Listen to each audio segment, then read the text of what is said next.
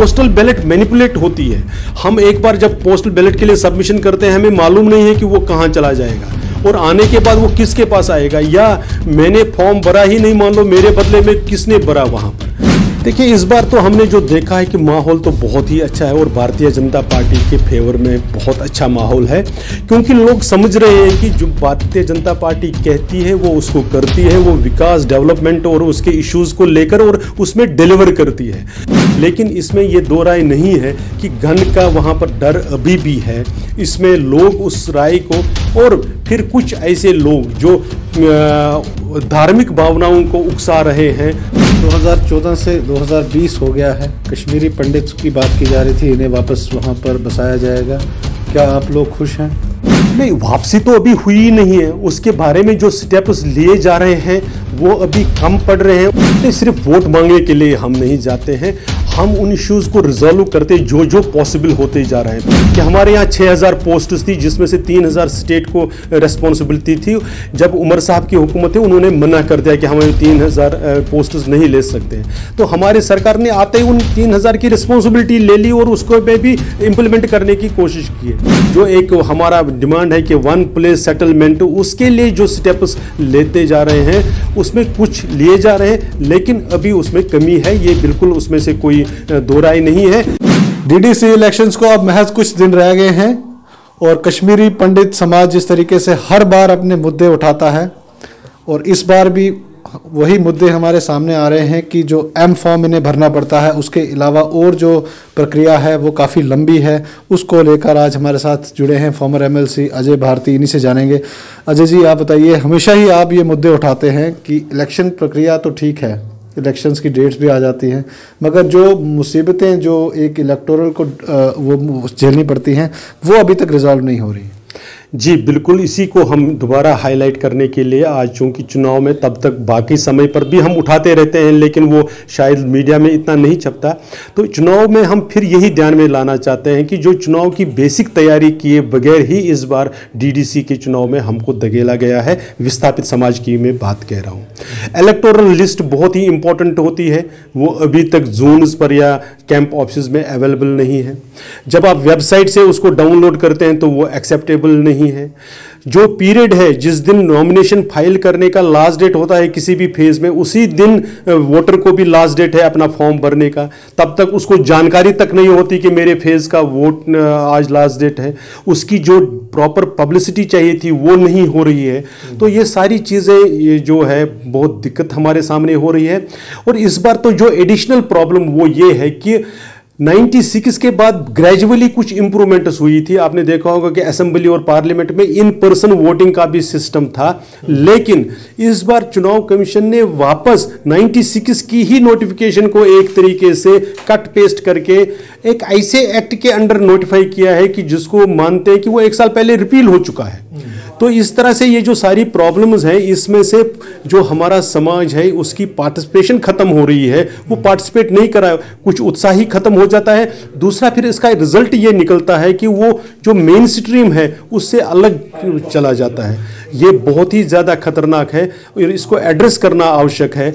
हम जब तक ये रिजॉल्व नहीं होता है तब तक हम मुद्दे उठाते रहेंगे, क्योंकि डेमोक्रेसी। कितना टोटल वोटर है कश्मीरी पंडित का जो माइग्रेट हो गए हैं, कितना वोटर है आपका अभी इसमें? जब हम 87 से पहले का देखते हैं, ये लगभग 2 लाख के 1,80,000 था। बाद में ये बहुत कम हुआ था इन्हीं प्रोसेसेस के कारण।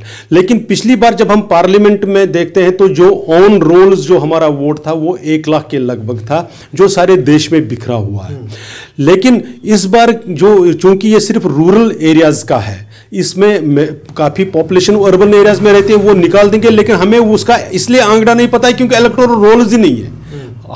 हमारे हिसाब से कोई फिर भी कोई 25-30 हज़ार तो मिनिमम होगा ही होगा। तो आपके लिए हमेशा स्पेशल बूथ्स बनाए जाते हैं, तो क्या इस बार बूथ नहीं है, वही इस बार सिर्फ उन्होंने पोस्टल बैलेट का व्यवस्था रखी है। इसीलिए मैं कह रहा हूं कि जो इंप्रूवमेंट्स पिछली बार हुई थी उसको वापस नकारा गया है। पोस्टल बैलेट मैनिपुलेट होती है। हम एक बार जब पोस्टल बैलेट के लिए सबमिशन करते हैं, हमें मालूम नहीं है कि वो कहाँ चला जाएगा और आने के बाद वो किसके पास आएगा, या मैंने फॉर्म भरा ही नहीं, मान लो मेरे बदले में किसने भरा वहां पर। इसमें ये पूरा मैनिपुलेट होता है। इसलिए पोस्टल बैलेट को तो हम आउटराइटली रिजेक्ट रिजेक्ट करते हैं, लेकिन उसके बाद भी अगर मान लो ये प्रोसेस भी अपनानी होती तो उसके लिए भी जो टाइम पीरियड था वो रिडिकुलसली शॉर्ट था। तो ये सारी चीज़ें हैं, तो हम निवेदन करेंगे इलेक्शन कमीशन और उनकी अथॉरिटीज़ को कि इसको एड्रेस करें। तो कौन आपको लगता है कि सबसे ज़्यादा जिम्मेदारी किसकी है? सरकार भी आपकी सेंटर में है, स्टेट इलेक्शन कमीशन, ये देखिए ये इलेक्शन कमीशन एक इंडिपेंडेंट अथॉरिटी है, ये उनका है, उनकी रिस्पॉन्सिबिलिटी बनते हैं कि अगर उनको मदद चाहिए सरकार से उनको लेना चाहिए। मुझे मालूम नहीं है उन्होंने सरकार से इस बारे में कभी कम्युनिकेट किया है और उनसे मदद मांगी है कि नहीं मांगी, वो मुझे मालूम नहीं है। अगर उन्होंने किया हो और सरकार ने मना किया है तब वो अलग विषय है, उनको भी वो पब्लिक के सामने रखना चाहिए, लेकिन प्राइमरीली रिस्पॉन्सिबिलिटी इलेक्शन अथॉरिटीज़ की है। इलेक्शन कमीशन ऑफ इंडिया हो चाहे स्टेट इलेक्शन कमीशन हो, ये उनकी रिस्पॉन्सिबिलिटी है। तो इलेक्शंस तो आ रहे हैं और नॉमिनेशंस भी भर रहे हैं, मगर क्या लगता है आपको कश्मीर में किस तरीके के हालात हैं? आप लोग बड़ी मुश्किल में रहते हैं वहाँ पर, इस समय तो आप ज़रूर इस समय जम्मू में हैं, मगर जो लोग कश्मीर में रहते हैं उनको किस तरीके से देखते हैं? मिलिटेंसी के इंसिडेंट्स बढ़ रहे हैं, क्या देखते हैं? देखिए इस बार तो हमने जो देखा है कि माहौल तो बहुत ही अच्छा है और भारतीय जनता पार्टी के फेवर में बहुत अच्छा माहौल है, क्योंकि लोग समझ रहे हैं कि जो भारतीय जनता पार्टी कहती है वो उसको करती है, वो विकास डेवलपमेंट और उसके इश्यूज़ को लेकर और उसमें डिलीवर करती है। आज जो 2014 से पहले जो हमारे बारे में गलत राय, गलत इंफॉर्मेशन दी जाती थी, अब नरेंद्र मोदी जी की सरकार ने वो करके दिखाया कि हमारे यहाँ हर एक का साथ, हर एक का विकास, ये हमारी पॉलिसी रहती है। कोई डिस्क्रिमिनेशन, चाहे वो गैस कनेक्शन हो, चाहे वो बिजली का कनेक्शन हो, चाहे वो आरोग्य हो, चाहे वो आयुष्मान हो, कोई डिस्क्रिमिनेशन नहीं होती है और हम डिलीवर करते हैं। हमारी पॉलिसीज की फ्रेम करते वक्त आम आदमी सेंटर में रहता है, उसको ध्यान में पॉलिसी बनती है, इसलिए हम देख रहे हैं कि वहाँ बड़े उत्साह के साथ, चाहे नॉमिनेशन भरते वक्त हो या हमारे जो केंद्रीय नेता हैं उनके लिए जो पब्लिक का सपोर्ट हमने देखा, बहुत सपोर्ट है। लेकिन इसमें ये दो राय नहीं है कि गन का वहाँ पर डर अभी भी है। इसमें लोग उस राय को, और फिर कुछ ऐसे लोग जो धार्मिक भावनाओं को उकसा रहे हैं, उसके कितना रिजल्ट वो देखना पड़ेगा। लेकिन जनरली हमने देखा कि आपको 2014 से 2020 हो गया है, कश्मीरी पंडित की बात की जा रही थी, इन्हें वापस वहां पर बसाया जाएगा, क्या आप लोग खुश हैं? नहीं, वापसी तो अभी हुई नहीं है, उसके बारे में जो स्टेप्स लिए जा रहे हैं वो अभी कम पड़ रहे हैं। उसको भी हमारे यहाँ मतलब जो हमने देखा हुआ, क्योंकि हमने सरकार के अंदर रहते हुए भी देखा है कि यहाँ पर कुछ ब्यूरोक्रेटिक सेटअप में उसको अभी उतना उत्साह के साथ उसको इम्प्लीमेंट करने में दिखाई नहीं दे रहा है। पॉलिसी गवर्नमेंट की लेवल पर तो कोई कमी नहीं है, लेकिन उसको जो एड्रेस करते वक्त जो जो इशू स्टेप्स चाहिए उसमें, जैसे छोटी सी बात हम ले ले, ट्रांजिट एकोमोडेशन, ये 2008 से चले जा रहा है, 2015 के बाद तो लगातार इस पर हमने दिया, लेकिन फिर भी ज़मीन को आइडेंटिफाई करने में, वहाँ पर जिसको प्रधानमंत्री जी ने इनॉग्रेट कर दिया उसमें दिक्कत कहीं ना कहीं, तो वो लोकल लेवल की दिक्कतें अभी उसको एड्रेस करने में टाइम लग रहा है। तो सरकार आपकी है, कितना वक्त लगेगा और आपको क्या लगता है कि आने वाला वक्त किस तरीके से आप देखते हैं? कश्मीरी पंडित समाज पिछले आप देख रहे हैं कि 1989 से जो है वो विस्थापित की ज़िंदगी जी रहा है। आप ही की पार्टी जो है हमेशा उनके पास जाती है, वोट मांगती है, इशू एक रखा जाता है, मगर रिजॉल्व कोई नहीं करता। नहीं, सिर्फ वोट मांगने के लिए हम नहीं जाते हैं, हम उन इश्यूज़ को रिजॉल्व करते जो जो पॉसिबल होते जा रहे हैं। मैंने ये कहा कि हमारी लीडरशिप के मन से लेकर और जो एक्शन में तो कभी कोई फर्क नहीं रखा। मैं एक एग्जांपल दे दूंगा कि हमारे यहाँ 6000 पोस्ट्स थी, जिसमें से 3000 स्टेट को रिस्पॉन्सिबिलिटी थी। जब उमर साहब की हुकूमत है, उन्होंने मना कर दिया कि हम 3000 पोस्ट्स नहीं ले सकते हैं, तो हमारी सरकार ने आते ही उन 3000 की रिस्पॉन्सिबिलिटी ले ली और उसको भी इंप्लीमेंट करने की कोशिश की है।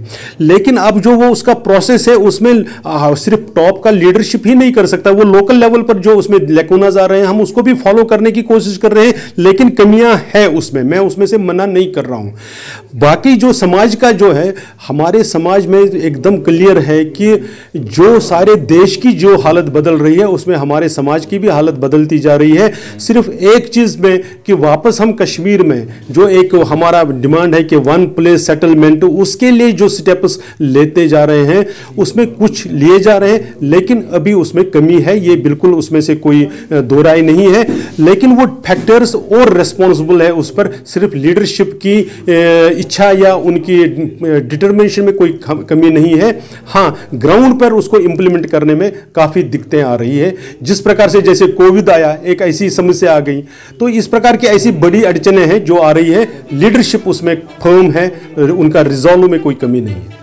तो ये थे हमारे साथ भारतीय जनता पार्टी के सीनियर नेता और फॉर्मर एमएलसी अजय भारती। इनका कहना है कि डीडीसी इलेक्शन जिस तरीके से आ रहे हैं, कुछ कमियां इन्होंने ज़रूर गिनाई है। इनका कहना है कि जिस तरीके से वोटर्स को एम फॉर्म भरना पड़ता है, वो एक इनका कहना है कि पिछले कई सालों से इस तरीके की प्रक्रिया चल रही है, जिसे अब रिमूव करना चाहिए ताकि वोटर जो है आराम से अपने वोट डाल सके।